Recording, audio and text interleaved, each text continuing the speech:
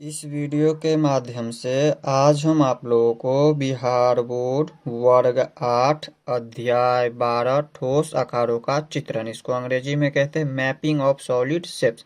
तो इसके बारे में कुछ बेसिक जानकारी देने वाले हैं, तो वीडियो को लास्ट तक देखिएगा। तो चलिए इनको समझते हैं हम अपने कॉपी में। तो यहाँ पर देखिए अध्याय 12 वर्ग है 8वीं और हमें समझना है ठोस आकारों का चित्रण, इसको अंग्रेजी में कहते हैं मैपिंग ऑफ सॉलिड शेप्स। तो देखिए ठोस आकार क्या होता है, इसके बारे में जानने से पहले आप लोगों को जानना होगा समतल आकार क्या होता है। इसके बारे में आप लोग क्लास 7 में पढ़ चुके हैं। तो देखिए समतल आकार क्या होता है। समतल आकारों में लंबाई और चौड़ाई जैसे दो माप होते हैं, इसलिए इन्हें द्विमीय या 2D आकार भी कहते हैं। अब देखिए यहाँ पर समतल आकार को ही हम क्या बोलते हैं, द्विमीय आकार, या फिर उसी को हम 2D आकार भी बोलते हैं, जहाँ यहाँ पर ये डी का मतलब हो गया डायमेंशनल, यानी कि 2 डायमेंशनल भी इसे बोलते हैं। तो यहाँ पर देखिए इसको हम उदाहरण से समझते हैं। जैसे ये हमारा वर्ग हो गया, ये हमारा क्या एक समतल आकार है। इसी तरह से आयत भी क्या है, समतल आकार है। त्रिभुज हो गया वो समतल आकार हो गया। इसी तरह से ये वृत्त भी क्या है, समतल आकार है। अब ये क्यों है समतल आकार, तो इसमें देखिए क्या लिखा है, समतल आकारों में लंबाई और चौड़ाई। तो यहाँ पर देखिए समतल आकार, ये क्यों है समतल आकार, क्योंकि यहाँ पे इसमें देखिए लंबाई और चौड़ाई जैसे इसमें दो माप है। इसी तरह से आयत में भी देखिए तो लंबाई और चौड़ाई जैसे इसमें दो माप है। सभी में क्या है, लंबाई और चौड़ाई जैसे दो माप है। और दूसरी बात आप लोगों को याद रखना होगा, जिसमें यहाँ पर एक ही सतह हो। तो यहाँ पर ये एक क्या है, वर्ग है, तो इसमें क्या है, एक ही सतह है। इसी तरह से आयत में भी क्या है, एक ही सतह है। त्रिभुज में भी एक ही सतह है। और वृत्त में भी क्या है, एक ही सतह है। तो एक ही सतह हो तो वो हमारा होता है समतल आकार। और तीसरी बात आप लोगों को याद रखना है, समतल आकार यहाँ पर किसी भी समतल जगह पे बना, या फिर आप इस तरह से समझ सकते हैं जिसे हम कागज पर जो है आसानी से बना सकते हैं जिन चित्रों को, वो होता है हमारा समतल आकार। जैसे यहाँ पर ये हमारा चित्र है वर्ग का, इसी तरह से आयत का, ये सभी क्या है, समतल आकार है। क्यों समतल आकार, क्योंकि हम इसे कागज पर आसानी से बना लिए हैं। तो ये हमारा हो गया समतल आकार। तो इस तरह से आप लोग समतल आकार के बारे में जान गए होंगे। अब हम समझते हैं ठोस आकार क्या होता है। अब देखिए ठोस आकार, देखिए ठोस आकार क्या होता है। ठोस आकारों में लंबाई, चौड़ाई और ऊंचाई जैसे तीन माप होती है, इसलिए इन्हें त्रिविमीय या 3D आकार भी कहते हैं। देखिए ठोस आकार को ही हम त्रिविमीय आकार भी कहते हैं, और उसी ठोस आकार को हम 3D आकार भी कहते हैं। देखिए यह एक निश्चित स्थान यानी जगह घेरता है। जैसे यहाँ पर देखिए ये सारा हमारा क्या है, घन, घनाभ, बेलन, गोला, शंकु, ये सारा क्या है, ठोस आकार है। अब क्यों है ठोस आकार, तो इसमें लिखा हुआ है यहाँ पर देखिए ठोस आकार में लंबाई, चौड़ाई और ऊंचाई जैसे तीन माप होती है। देखिए जैसे ये हमारा घन है, ये ठोस आकार है, तो इसमें देखिए लंबाई, चौड़ाई और ऊंचाई तीन माप दिया हुआ है। पहला ये हो गया हमारा लंबाई, दूसरा हो गया चौड़ाई, और तीसरा हो गया इसकी ऊंचाई। इस तरह से इसमें कितना माप है दिया हुआ, तीन माप दिया हुआ है, लंबाई, चौड़ाई और ऊंचाई। इसी तरह से इसमें भी देखें तो लंबाई, चौड़ाई और ऊंचाई। और दूसरी बात आप लोगों को याद रखना है, यहाँ पर ठोस आकार में क्या होता है, एक से ज्यादा सतह होता है, यानी कि फलक होता है। जैसे ये हमारा क्या, ये एक सतह है, पहला इसमें कितना है, घन में 6 सतह है। देखिए यहाँ पर समझाते हैं। देखिए हम तीसरी बात आप लोगों को याद रखना है, ठोस आकार को हम क्या कर सकते हैं, हाथ से हम पकड़ सकते हैं। ठोस आकार को हम क्या करते हैं, हाथ से इस तरह से पकड़ सकते हैं, रख सकते हैं इस तरह से। और यहाँ पर समतल आकार में क्या होता है, उनको हम चित्र के माध्यम से समझ सकते हैं, उसको हम सिर्फ एक कागज पर बना सकते हैं। लेकिन ठोस आकार को हम इस तरह से हाथ में ले सकते हैं। जैसे ये हमारा क्या है, ठोस आकार है, क्योंकि इसे हम हाथ में आसानी से ले सकते हैं। देखिए ठोस आकार में हमने क्या बताया, इसमें लंबाई, चौड़ाई और ऊंचाई होता है। जैसे मान लीजिए ये हमारा एक घन है, तो इसमें देखिए लंबाई, चौड़ाई और ऊंचाई तीनों दिया हुआ है। मान लीजिए ये हमारा लंबाई दिया हुआ है इस तरह से, ये हमारा लंबाई हो गया। इसी तरह से ये हमारा इसकी चौड़ाई हो गया, और ये ऊपर जो दिख रहा है इस तरह से, ये हमारा इसकी क्या हो गया, ऊंचाई हो गया। तो देखिए जैसे ये हमारा मान लेते हैं घन है, तो इस घन में कितनी सतह है टोटल, हमने आपको क्या बताया, ठोस आकार में जो है एक से अधिक सतह होता है। जैसे यहाँ पर देखिए इसमें एक से अधिक सतह है। पहला सतह ये हो गया एक, दूसरा सतह ये हो गया, तीसरा ये हो गया, चौथा ये हो गया, पांचवी सतह ये हो गया, छठा सतह ये हो गया। इस तरह से इसमें कितनी सतह है, 6 सतह है। लेकिन समतल आकार में क्या होता है, सिर्फ एक ही सतह है। जैसे वर्ग, आयत, त्रिभुज, वृत्त, ये सभी में कितना सतह है, एक ही सतह है। तो आप लोग ठोस आकारों के बारे में समझ गए होंगे। अब हम समझते हैं इनसे आगे। अब देखिए 3D आकारों का दृश्य। देखिए 3D आकारों का दृश्य क्या होता है। देखिए अलग अलग तलों पर रखने पर त्रिविमीय आकृतियां अलग अलग दिखाई दे सकती हैं। देखिए 3D आकार को ही हम त्रिविमीय आकृति कहते हैं, और इसी को हम ठोस आकार भी कहते हैं, याद रखिएगा। तो जैसे यहाँ पर ये हमारा क्या है, ठोस आकार है, या फिर इसी को बोल सकते हैं 3D आकार है। 3D आकार में क्या होता है, लंबाई, चौड़ाई और ऊंचाई होता है। जैसे ये हमारा क्या हो गया, लंबाई हो गया, मान लीजिए ये हो गया इनकी चौड़ाई, और ये हो गया इनकी ऊंचाई। इस तरह से यहाँ पे इसमें दिया हुआ है लंबाई, चौड़ाई और ऊंचाई, तो ये हमारा हो गया ठोस आकार यानी कि 3D आकार। तो मान लीजिए यहाँ पर ये एक झोपड़ी है, ये क्या एक झोपड़ी है। इसमें देखिए इसका 3 दृश्य है देखने का। यहाँ पर देखिए पहला दृश्य यहाँ पर होता है सामने का दृश्य, दूसरा होता है पार्श्व दृश्य और तीसरा होता है ऊपर से दृश्य। तो देखिए सामने का दृश्य, देखिए एक झोपड़ी हमने इस तरह से बना लिया है और इसको हम उदाहरण से भी समझेंगे। पहले इसको इस तरह से समझिए। तो देखिए इसको अगर हम सामने से देखें, इस झोपड़ी को अगर सामने से देखें तो ये हमारा इस टाइप से दिखाई देगा, ये हमें इस टाइप से दिखाई देगा। तो ये हो गया हमारा सामने का दृश्य, ये हमने इस तरह से निकाल दिया है इसको। अब देखिए अगर हम इसी को पार्श्व से देखें यानी कि साइड से अगर देखें, इसको बगल से देखें तो ये हमारा इतना दिखेगा, ये इस तरह से दिखेगा। ये चित्र दिख रहा है सामने से देखने पर ऐसा दिख रहा है, और पार्श्व से यानी कि साइड से यानी कि बगल से देखने पर ये इस तरह से दिख रहा है। तो ये इस तरह से हमने लिख दिया पार्श्व दृश्य। और इसको अगर ऊपर से देखें, इसी झोपड़ी को अगर ऊपर से देखें, इसमें दिखाई देगा, ये दोनों दिखाई देगा। इसके ऊपर वाले पार्ट ये इस तरह से दिखाई देगा, ये छत इस तरह से दिखाई देगा। तो ये हमारा हो गया ऊपर से दृश्य। तो आप लोग समझ गए होंगे इस तरह से 3D आकारों का दृश्य। अब इसको हम उदाहरण से समझते हैं। मान लीजिए ये हमारा एक क्या है, घन है। इसे हमने इस तरह से रख दिया। इसको अगर हम सामने से देखें तो ये इस तरह से दिखाई दे रहा है। इसको हम चित्र के माध्यम से दिखा दे रहे हैं। यहाँ पर देखिए हमने एक घन ले लिया है, मान लीजिए एक हमारा एक घन है। तो इसको अगर हम सामने से देखें तो ये ऊपर वाली सतह ये इस तरह से दिखाई दे रहा है। ये कैसा दिख रहा है, तो ये इस तरह से दिख रहा है।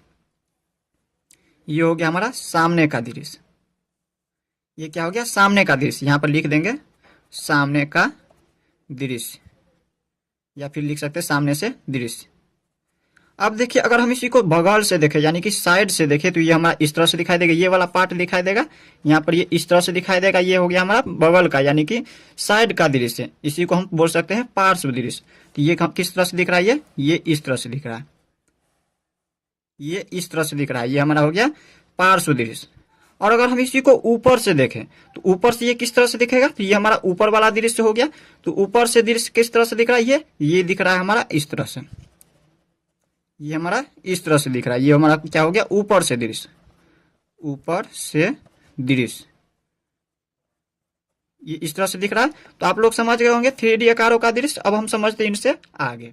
अब देखिए फलक, किनारे और शीर्ष क्या होता है। सबसे पहले हम जान लेते हैं फलक क्या होता है, इसके बाद जानेंगे हम किनारे क्या होता है, और इसके बाद जानेंगे हम शीर्ष क्या होता है। जान लीजिए फलक क्या होता है। फलक प्रत्येक ठोस बहुभुज क्षेत्रों से मिलकर बना होता है। अब कहिएगा ये बहुभुज क्या होता है, तो यहाँ पर जानिए बहुभुज क्या होता है। देखिए बहुभुज 3 या 3 से अधिक भुजाओं से घिरे आकृति को बहुभुज कहते हैं। इसमें क्या लिखा है, 3 या 3 से अधिक। तो देखिए इसमें 3 भुजा दिया हुआ है, पहला, दूसरा और ये तीसरा भुजा। तो 3 भुजाओं से मिलकर बना है। तो ये हमारा त्रिभुज जो है ये क्या हो गया, बहुभुज हो गया। इसी तरह से यहाँ पर दिया 3 या 3 से अधिक। तो इसमें देखिए 3 से अधिक भुजा दिया, 1 2 3 और ये 4। तो 4 भुजाओं से ये मिलकर बना है ये चतुर्भुज। ये चतुर्भुज भी क्या हो गया, ये बहुभुज हो गया। तो इस तरह से आप लोग समझ गए होंगे बहुभुज क्या होता है। 3 या 3 से अधिक भुजाओं से मिलकर जो बना होता है आकृति वो हमारा बहुभुज होता है। तो यहाँ पर देखिए इसमें भी देखिए यहाँ पर ये हमारा मान लीजिए एक घन है। तो इस घन में देखें तो यहाँ पर ये देखिए सभी में यहाँ पर 4 भुजाओं से मिलकर बना है। पहला इसमें देखिए 1 2 3 और ये 4 भुजाओं से मिलकर ये आकृति बना हुआ है। तो ये हमारा क्या हो गया, इसकी फलक हो गया। इसी तरह से इसमें देखिए तो यहाँ पर ये भी क्या है, 4 भुजाओं से मिलकर बना, 1 2 3 और ये 4। तो ये भी हमारा फलक हो गया। इसी तरह से इसमें भी देखिए तो ये 1 2 3 4, ये भी हमारा फलक हो गया। इसी तरह से यहाँ पर ये क्या हो गया, इसकी फलक हो गया। अब हम इसको समझाते इस पर। यहाँ पर देखिए मान लीजिए ये हमारा एक घन है। तो इस घन में देखिए हमने आपको क्या बताया, 3 या 3 से अधिक भुजाओं से मिलकर जो बना होता है आकृति वो हमारा क्या होता है, बहुभुज होता है। तो इसमें देखिए 4 भुजाओं से मिलकर बना है। तो ये हमारा जो है ये दिया, ये सतह, इसकी सतह को हम फलक कहेंगे। यही सतह जो है ये फलक होता है। तो इसमें देखिए इस घन में टोटल 6 फलक है। अब कैसे 6 फलक है, तो यहाँ पर देखिए ये तो हमारा पहला फलक हो गया, ये बहुभुज में जो बना है ये बहुभुज है, और इस बहुभुज में ये पहला फलक है। इसी तरह से यहाँ पर देखिए दूसरा फलक ये हो गया, ये क्या इस तरह से फलक दिया हुआ। इसी तरह से यहाँ पर देखिए तो ये भी क्या है, यहाँ पर ये भी फलक है, इसी में भी 4 भुजाओं से मिलकर बना, इस तरह से 1 2 3 4। इसी तरह से ये भी क्या है, बहुभुज है, क्योंकि इसमें भी 4 भुजा है, 1 2 3 4, 4 भुजा दिया हुआ है। तो यहाँ पर इसमें भी यहाँ पर 4 भुजा दिया हुआ है, 1 2 3 4। तो ये भी क्या है, फलक है। इसी तरह से देखें तो ये भी फलक है। तो टोटल कितना फलक है, 1 2 3 4 5 और ये हो गया 6। इसमें टोटल 6 फलक है। तो आप लोग समझ गए होंगे फलक क्या होता है। फलक जो है यहाँ पर ऊपरी सतह जो है, यहाँ पर ये जो सतह दिख रहा है जितना भी, वो सारा हमारा फलक होता है। अब देखिए इसके बाद हम समझते हैं किनारे क्या होता है। किनारे समझिए, तथा दो फलक जहां मिलते हैं किनारे कहलाते हैं। अब यहाँ पर देखिए इसमें दो फलक जहां मिलता है वो हमारा क्या होता है, किनारे होता है। जैसे यहाँ पर देखिए ये हमारा पहला सतह है, तो ये हमारा क्या है, पहला फलक हो गया, और दूसरा फलक ये दिया है। तो ये दोनों फलक जहां मिल रहा है तो ये हमारा इस तरह से जो है ये रेखाखंड, इसी रेखाखंड को हम किनारे कहेंगे। ये क्या है, किनारे है। यहाँ पर देखिए जो एक रेखाखंड होता है, ये एक रेखाखंड है, इसी रेखाखंड को हम कहेंगे किनारे। तो यहाँ पर देखिए इसमें लिख देते हैं, ये जो आप लोगों को दिख रहा है इस तरह से यहाँ पर सतह, ये हमारा फलक होता है, ये क्या है, फलक है। और यहाँ पर ये जो लकीर दिख रहा है इस तरह से, ये जो लकीर है जितना भी ये है लकीर, इसी तरह से ये दिया है, ये दिया है, इसमें टोटल जितना लकीर है ये हमारा क्या होता है, ये हमारा किनारा होता है, किनारे होता है। और इसके बाद देखिए यहाँ पर तीसरा क्या है, यहाँ पर तीसरा इसके बाद है शीर्ष। अब शीर्ष क्या होता है, तो देखिए यहाँ पर 2 या 3 किनारे जहां मिलते हैं शीर्ष कहलाते हैं। यहाँ पर देखिए 2 या 3 किनारे, किनारे हमने आपको बता दिया, जहां पर 2 फलक मिलता है वो हमारा किनारे होता है।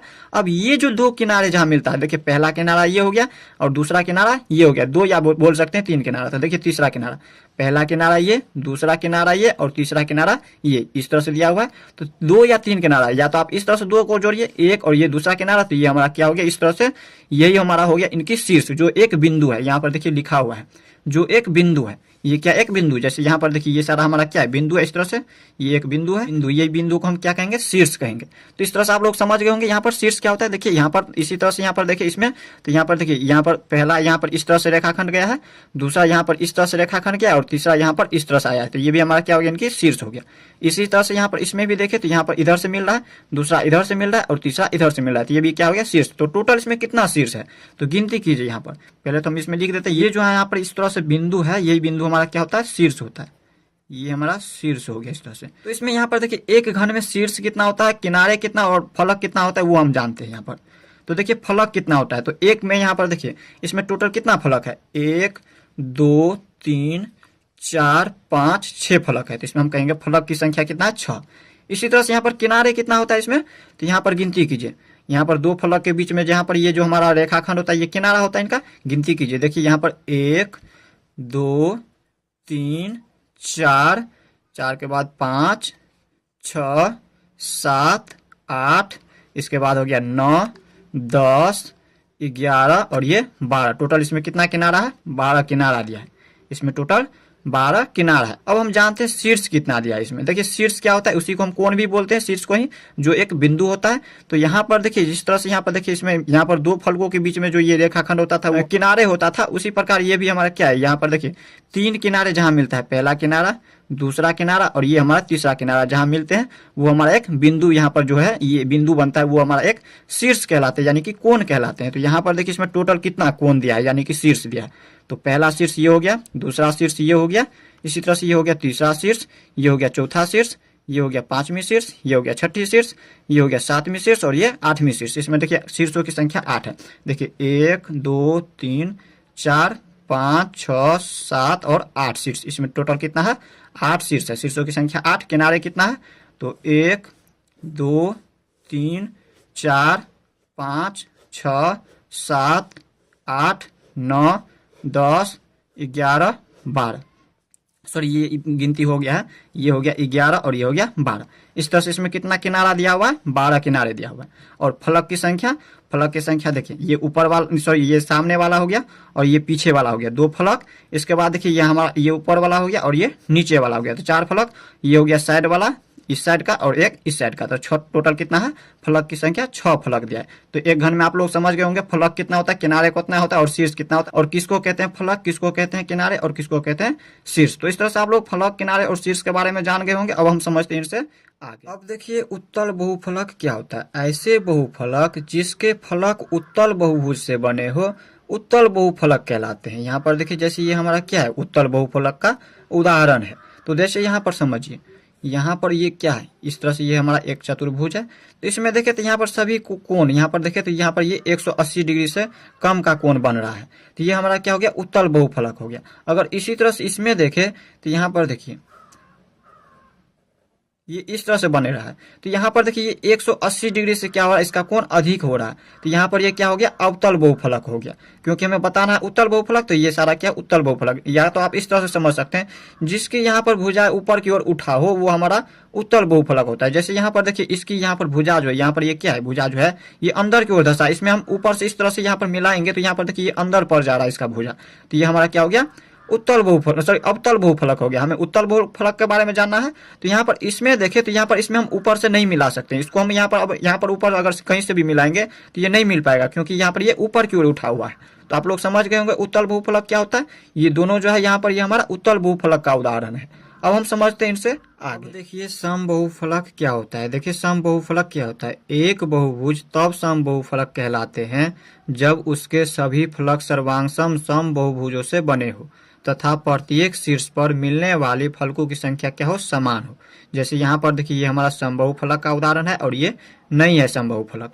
अब क्यों ये समबाहु फलक है और ये क्यों नहीं है, तो इसमें लिखा हुआ यहाँ पर देखिए एक बहुभुज तब समबाहु फलक कहलाते हैं। यहाँ पर ये क्या है, इसमें देखिए ये हमारा बहुभुज है, ये बहुभुज है, इसी तरह से ये भी क्या एक बहुभुज है। बहुभुज हमने आपको बता दिया कब होता है बहुभुज। और इसी तरह से यहाँ पर ये भी क्या एक बहुभुज है, इसी तरह से ये भी हमारा एक बहुभुज है, नीचे भी एक बहुभुज है और ऊपर भी एक बहुभुज है। तो यहाँ पर देखिए कह रहा है जब उसके सभी फलक क्या हो, सर्वांगसम सम हो। जब इसके सभी फलक, यहाँ पर ये क्या है, इस तरह से ये फलक है सभी, तो ये जो है सभी फलक अगर सर्वांगसम सम बहुभुजों से बने हो तब जाकर के हमारा क्या होता है, समबाहु फलक कहलाते हैं। और इसके आगे आप लोगों को ये भी याद रखना है तथा प्रत्येक शीर्ष पर मिलने वाली फलकों की क्या संख्या क्या हो, समान हो। जैसे यहाँ पर देखिए शीर्ष है, ये हमारा क्या है, शीर्ष है, इसी को हम कोण भी बोलते हैं। तो ये जो कोण दिया, ये जो शीर्ष है, तो इसमें देखिए फलकों की संख्या कहाँ कहाँ मिल रहा है। पहला तो यहाँ पर ये हमारा फलक मिल रहा है, और दूसरा यहाँ पर अंदर में मिल रहा है फलक, और तीसरा यहाँ पर देखिए तो इस तरह से यहाँ पर इधर से भी मिल रहा है। इसी तरह से इस पर देखिए शीर्ष पर, तो ये एक इधर से आ रहा है, दूसरा इधर से आ रहा है, एक अंदर से आ रहा है। तो इस तरह से यहाँ पर फलकों की संख्या क्या हो रहा है, सभी में समान हो रहा है। तो ये हमारा हो गया समबाहु फलक। और इसमें देखें तो यहाँ पर देखिए इसमें पहला यहाँ पर फलक इस तरह से दिया है, दूसरा ये हो गया, और तीसरा फलक अंदर की ओर हो गया, ये अंदर से हो गया, 3 फलक है। और इसके आगे अब इधर देखें तो इधर देखिए पहला फलक ये हो गया, दूसरा फलक ये हो गया, तीसरा फलक ये हो गया और चौथा फलक ये हो गया। तो इसमें देखिए फलकों की संख्या समान नहीं हो रहा है, ऊपर 3 हो रहा है और नीचे 4 फलक हो रहा है। तो ये हमारा क्या हो जाएगा, बहुफलक नहीं होगा। तो इस तरह से आप लोग समबाहु फलक समझ गए होंगे। अब हम समझते हैं इनसे आगे। अब देखिए हम जान लेते हैं आयलर सूत्र क्या होता है। देखिए आयलर सूत्र प्रत्येक बहुफलक के लिए F प्लस V बराबर होता है E प्लस 2। इसे आप लोगों को याद रखना है, या फिर आप इसे इस तरह से अगर सूत्र बनाना चाहे तो इस तरह से भी बना सकते हैं, F प्लस V, और इसको अगर नीचे ले आएंगे तो ये माइनस में हो जाएगा E बराबर 2। अगर ये तीनों को यहाँ पर देखिए इन दोनों को जोड़ने पर और इसको घटाने पर अगर 2 आ जाए तो हम कहेंगे ये आयलर सूत्र है, आयलर सूत्र पर है। जहाँ यहाँ पर देखिए F बराबर हो गया फलकों की संख्या, V हो गया शीर्षों की संख्या, और E हो गया किनारों की संख्या। इसको हम उदाहरण से समझते हैं। मान लीजिए उदाहरण में यहाँ पर क्वेश्चन दिया हुआ है, क्वेश्चन में आपको यहाँ पर फलकों की संख्या दिया हुआ है, फलकों की संख्या मान लीजिए यहाँ पर दिया हुआ है 6, और इसके बाद यहाँ पर मान लीजिए E यहाँ पर दिया हुआ है, किनारों की संख्या अगर दिया है 12। तो यहाँ पर अगर आपको निकालना हो V, तो यहाँ पर कितना हो जाएगा V, तो यहाँ पर शीर्षों की संख्या अगर निकालना तो देखिए हम इसको किस तरह से निकालेंगे। तो हमें आयलर का सूत्र पता है, F plus V minus E बराबर होता है 2। तो हम इसको इस पर निकालेंगे, F plus V minus E बराबर 2 यानी कि 2। तो देखिए F हमें दिया है 6, तो यहाँ पर लिख देंगे 6, प्लस में V हमें निकालना है तो इसको ऐसे ही लिख दीजिए, और माइनस E हमें दिया है 12, तो लिख देंगे 12 बराबर में 2। अब हम इसमें आगे क्या लिखेंगे इसमें, तो आगे देखिए यहाँ पर देखिए इसमें यहाँ पर ये प्लस में और ये माइनस में, चिन्ह ज्यादा किसका, माइनस का, तो माइनस का चिन्ह लगाएंगे, और 12 में से 6 घटाएंगे तो 6, और ये प्लस में है V बराबर में 2।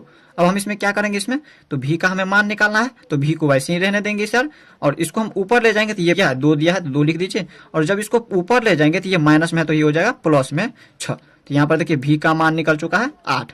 अब यहाँ पर देखिए ये V का मान निकल चुका है। अब हम इसको साबित करते हैं यहाँ पर ये सही है या गलत है। तो देखिए यहाँ पर हमें पता है F plus V minus E बराबर होता है 2। तो यहाँ पर देखिए F हमें दिया है 6, प्लस में V कितना दिया है, V हम निकाल चुके हैं 8, तो लिख देंगे 8, और माइनस माइनस E कितना दिया है 12, तो लिख देंगे 12 बराबर में 2। अब देखिए यहाँ पर इन दोनों को हम क्या करेंगे, जोड़ेंगे, तो यहाँ पर 8 और 6 कितना हो जाएगा 14, और घटाओ 12 बराबर में 2। तो 14 में से हम 12 को घटाएंगे तो 2 बराबर में 2। तो यहाँ पर देखिए ये साबित हो चुका है इस तरह से सूत्र पर, ये सही है, तो हम कहेंगे इस तरह से ये हमारा आयलर सूत्र पर है। तो इस तरह से हमने आयलर सूत्र के बारे में भी जान लिया। अब नेक्स्ट वीडियो में हम इनसे आगे देखेंगे, तो मिलते हैं नेक्स्ट वीडियो में, तब तक के लिए गुड बाय।